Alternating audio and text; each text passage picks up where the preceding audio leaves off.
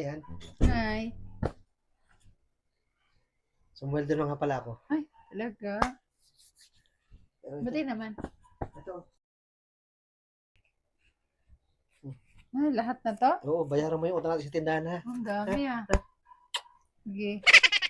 Bye-bye. Ako'y, labas muna. Ako may, ko anong bagyo sa labas. Nalabas ka pa? Oo. Bayaran mo yung ano ha. Sige, Yung sige. utang ha. Sige. Sige. Ay, binigay niya sa akin yung sahod niya. Teka muna. Aalis na ako hanggat wala pa dito yung... Aalis na ako hanggat wala pa dito yung kambal ko. So baka malaman sa akin yung sahod. Ay, nandiyan ka pala. Ay, ano? Aalis nga pala ako. Lalabas na ako. Saan ka pupunta? Babayaran ko yung utang natin. Di ba sabi mo bayaran ko yung utang natin? Bayaran mo na? Oo. Eh, sige. Bayaran mo na para wala. Babayaran ko lang yung utang natin, ha? Sige. Ay, ingat ka ha. Sige, bye-bye. Nakabag ka pa. Eh, kasi may didiretso na ako ng palengke, mamalengke na ako. Hindi naman makakabayad na kami sa aming utang. Ay.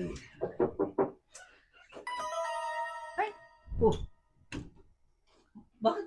Saan galing? Ba't yan yung nasuot mo? Sa likod, naghugas ng plato. Hugas sa plato? Oo, kanina nga pa dumating. Oo. Dumating na ako. Ah? Hindi mo na bayaran yung ano? Hindi ba?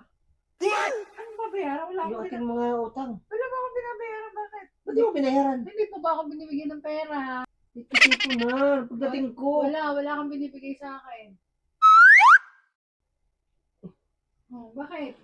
Ba't ang kasi mo? Ha? Kanina ang bango-bango mo. Oo, sige, hindi Ano ba nangyayari sa'yo? Bakit Nagpalit ka ng damit.